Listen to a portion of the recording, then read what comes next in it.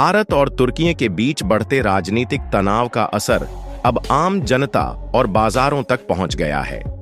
खासकर तुर्की से आयात होने वाले सेब और मार्बल का भारत में बायकॉट किया जा रहा है।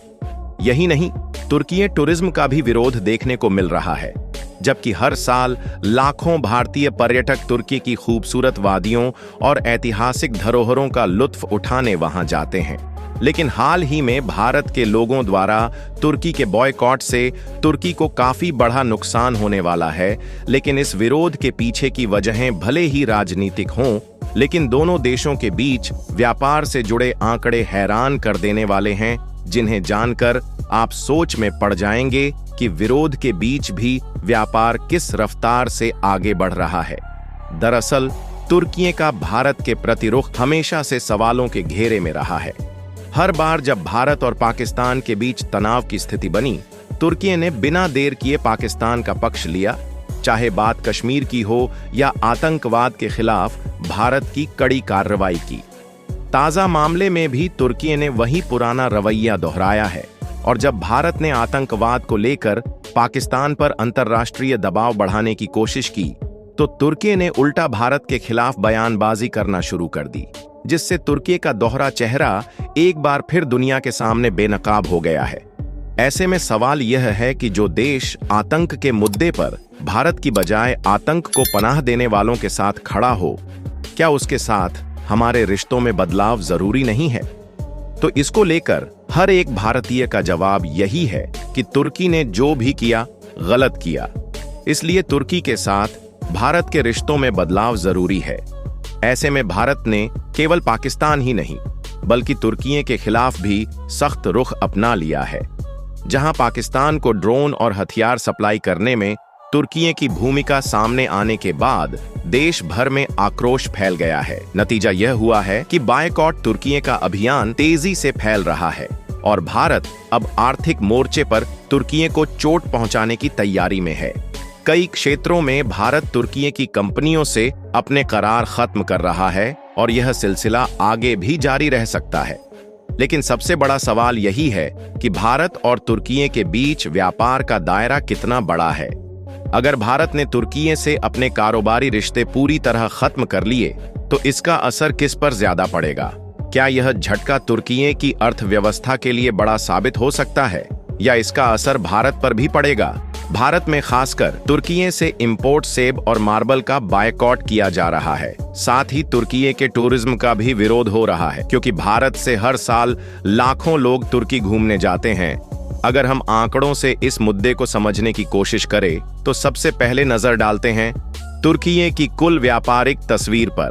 साल 2023 में तुर्की का कुल व्यापार 619.5 बिलियन डॉलर तक पहुंचा, जिसमें से 255.8 बिलियन डॉलर का एक्सपोर्ट और 363.7 बिलियन डॉलर का इंपोर्ट शामिल था। अब सवाल ये उठता है कि भारत इस व्यापार में कहां खड़ा है? तो आंकड़ों के मुताबिक 2023 से 24 में भारत और तुर्की के बीच कुल व्यापार 10.43 बिलियन डॉलर का रहा है, जो तुर्की के कुल व्यापार का सिर्फ 1.68% हिस्सा है। गौर करने वाली बात यह है कि इसमें तुर्की का भारत को एक्सपोर्ट महज 0.64% है, जबकि इंपोर्ट की बात करें तो तुर्की का भारत से सिर्फ 3% इंपोर्ट होता है। यानी अगर भारत तुर्की से व्यापारिक रिश्ते तोड़ता है, तो इसका असर भारत पर सीमित होगा, लेकिन तुर्की को इंपोर्ट के मोर्चे पर एक ठोस झटका लग सकता है। अब अगर भारत की बात करें, तो 2023 से 24 में भारत और तुर्की के बीच कुल व्यापार 10.43 बिलियन डॉलर का रहा, जिसमें से भारत ने तुर्की को 6.65 बिलियन डॉलर का एक्सपोर्ट किया, जो भारत के कुल एक्सपोर्ट का करीब 1.5% है। वहीं तुर्की से भारत ने सिर्फ 3.78 बिलियन डॉलर का माल इंपोर्ट किया, जो भारत के कुल इंपोर्ट का सिर्फ 0.5% है। इससे एक बात तो साफ है कि भारत का पलड़ा यहां पर भारी है। हम तुर्की को कहीं ज्यादा सामान बेचते हैं जितना उनसे खरीदते हैं।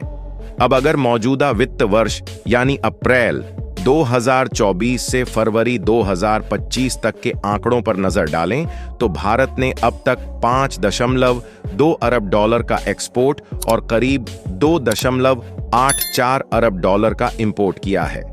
इससे यह साफ जाहिर है कि अगर भारत तुर्की के साथ व्यापारिक रिश्तों में कटौती करता है तो नुकसान तुर्की को कहीं ज्यादा होगा, क्योंकि देखा जाए तो यहां पर तुर्की भारत से खनिज ईंधन, इंजीनियरिंग प्रोडक्ट्स, फार्मास्यूटिकल्स, कपास, टेक्सटाइल और केमिकल आदि लेता है। वही बदले में भारत सबसे ज्यादा तुर्की मार्बल और सेब का एक्सपोर्ट करता है, जहां साल 2023 में करीब 10 से 14 मिलियन टन मार्बल का एक्सपोर्ट हुआ था, जो कि तुर्की के मार्बल एक्सपोर्ट का 70% है और भारतीय करेंसी में 2500 से 3000 करोड़ रुपए होता है। यानी कि भारत के विरोध से तुर्की के मार्बल उद्योग को नुकसान होना तो तय है। वही साल 2023 में भारत ने तुर्की से करीब 99 लाख 28 डॉलर से सेब मंगवाए थे। इसके अलावा खनिज तेल, सोना, सीमेंट और सब्जियां तुर्की भारत को देता है। लेकिन अब तुर्की को सबक सिखाने के लिए भारत मार्बल इटली और वियतनाम से ले सकता है, जबकि सेब के लिए न्यूजीलैंड एक विकल्प है। साथ ही भारत में भी बड़े पैमाने पर सेब की पैदावार है, तो सेब की भरपाई भारत से ही हो जाएगी। और यदि हम आंकड़ों को देखें तो दोनों देशों को व्यापार खत्म करने से कोई बड़ा झटका नहीं लगने वाला है, क्योंकि तुर्की के कुल एक्सपोर्ट का केवल 0.64% भारत को जाता है और इसके इंपोर्ट का 3% भारत से आता है। इसलिए तुर्की की अर्थव्यवस्था पर इसका सीमित प्रभाव पड़ेगा। वहीं भारत का तुर्की के साथ व्यापार अधिशेष का है, जो बायकॉट लागू करने की मजबूत स्थिति देता है। अगर हम पर्यटन की बात करें तो तुर्की का टूरिज्म सेक्टर बेहद तेजी से बढ़ रहा है, लेकिन इसमें भारतीय पर्यटकों की भूमिका अब तक अपेक्षाकृत सीमित रही है। साल 2023 में तुर्की ने पर्यटन से 54.3 बिलियन डॉलर की शानदार कमाई की थी और 2024 में यह आंकड़ा बढ़कर 61.1 बिलियन डॉलर तक पहुंच गया। हालांकि इसमें भारतीय पर्यटकों का योगदान केवल 291.6 मिलियन डॉलर रहा, जो कुल आय का महज 0.48% है।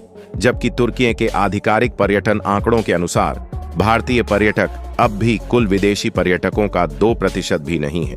उदाहरण के तौर पर 2015 में जब तुर्की में 3.62 करोड़ विदेशी पर्यटक पहुंचे थे, तब उनमें से केवल 1.3 लाख ही भारतीय थे।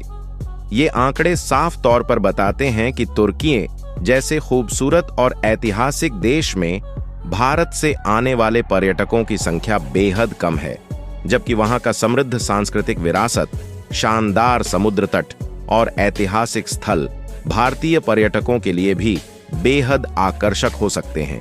ऐसे में आप सभी से सवाल है कि इस बॉयकॉट का क्या सही में भारत को फायदा होगा या फिर इससे भारत को नुकसान होने वाला है? अपनी राय हमें कमेंट बॉक्स में जरूर बताएं और इस वीडियो को लाइक करके अपने दोस्तों के साथ शेयर करें, ताकि उन्हें भी यह महत्वपूर्ण जानकारी मिल सके। और भारत से जुड़ी इसी तरह की इंफॉर्मेटिव वीडियो पाने के लिए चैनल को सब्सक्राइब अवश्य करें। जय हिंद।